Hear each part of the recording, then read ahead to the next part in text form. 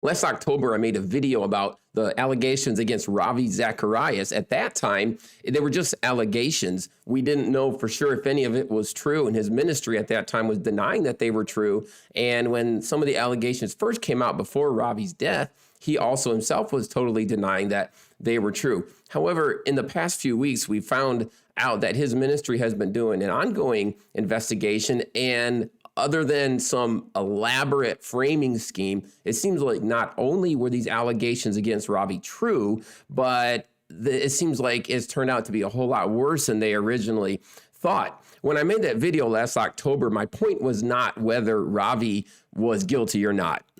We didn't know, and at this time, though it looks like he is, that wasn't my point. The point of that video that I made, and I'll put a link to it in the description of this on YouTube, the point that I made in that video was, if the things that Ravi taught were true, then the allegations against him do not change that. In other words, things don't not become true just because Ravi's actions did not match up with his with what he taught. And so we need to look at the truth claims that he made and decide whether they are true or not, other than how Ravi acted himself. I received hundreds of comments on that video, and it's interesting because the comments were so different. Some people just lambasted me for talking about this man. You shouldn't talk about this man. You shouldn't gossip about this man. And obviously that wasn't the point. The point, I was teaching a lesson there using an example of Ravi.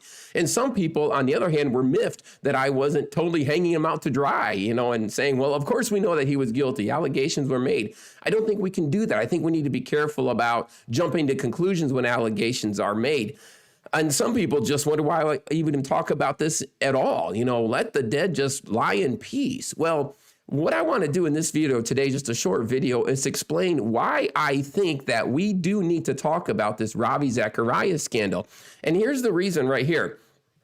When Ravi took on this position of an internationally known and famed speaker, he took on a responsibility.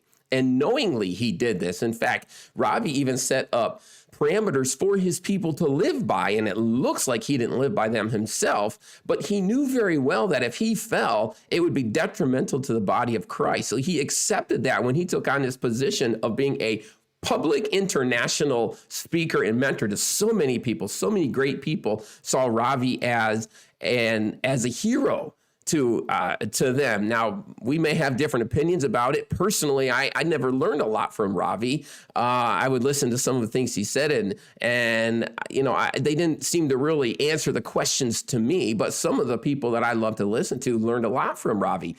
And he understood this. He understood the influence that he would have in the Christian world when he took on this position. So are we supposed to talk about him or not, or should we just let this lie in peace? Well, there is a verse in the Bible that I think answers this directly, and it is James chapter 3, verse 1, and this is what it says. My brethren, let not many of you become teachers, knowing that we shall receive a stricter judgment.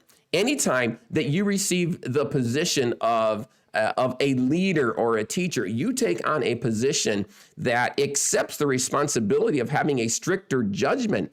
And the reason for this is if we fall as leaders, it can hurt so many people. If you're in a leadership position, especially in the body of Christ, you know that what you do is so important. As a pastor, I know that my sin isn't any worse than anybody else's. My sin isn't worse than anybody else in my congregation, but I also understand that if I fall, so many people might even question their faith. Many people might question everything that I've taught. I accept that as a pastor, and that's a burden that I have to carry. Let me illustrate it this way. Let's just say I went down to Lowe's or Menards and I bought a 4x4 post, a 4x4 treated post, and I went out in my yard and I dug a hole and I buried about a third of that post in the ground. So 2/3 is sticking straight up out of the ground. And the next morning I come out and it's laying over on the ground because the wind was blowing last night. What am I going to think? I'm just going to look at it and say, well, that's a bummer. I have to do it again, right? But it's not going to be that big of a deal. Now, let's say on the other hand that I had put that 4x4 post in the ground and built a deck on top of it. And when it fell over, the deck came with it. Now I have a big problem. Now I have a lot of work to do. Now I have ruined this deck that I have made. You see the point here? as Christian leaders, we have this position, we are holding up the body of Christ. No, we're not keeping them saved, and no truth depends on us, but people are depending on us to teach them in the right way. People are depending on us to set an example for them. And when we fall, some people will just sit back and look at this and say, well, is there any truth to this? Is it okay if I do some of these things? You know, if this person who could teach such great things could fall and get involved maybe with women or whatever it happens to be, then, maybe it's not so bad. I mean, after all, King David, did it, and all the, great people, they fell. So maybe it's not so bad. That's why we need to talk about this Ravi Zacharias situation. It's no longer gossip, because his own ministry is saying, look, guys, we failed in this. We understand now that there are so many things that Ravi did that were wrong, that basically he was living a double life. Now, I think it would be great if it would come out and we'd find out that this was all just a big frame job, but his own ministry is saying, look, we've messed up in this thing. We didn't hold him accountable enough. We have problems here. And they're saying this. So this is not gossip anymore. And Ravi knew that as he took on this position, he knew what would happen if he were to fall.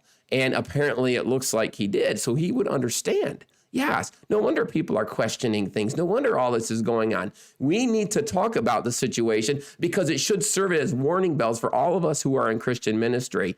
When we fall, we can take so many other people with us. I hope that they would be strong enough to still continue on in the faith, but still it can destroy churches, it can destroy ministries, and look what it does to the world.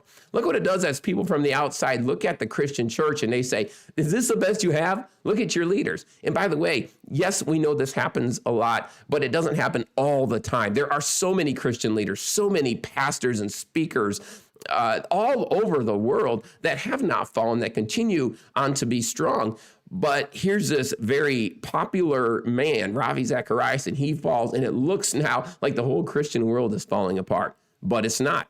But this should serve as a warning why we need to talk about Ravi Zacharias. It's a warning to all of us as Christian leaders. We need to make sure that we don't fall in the same way. So yes, I think it is important to talk about Ravi Zacharias because it should serve as a warning. It should change the way that we act. And Ravi knew that when he took on his position of being a spiritual mentor and teacher to not only the Christian world, but to the non-Christian world. God bless you guys. I'll see you next time.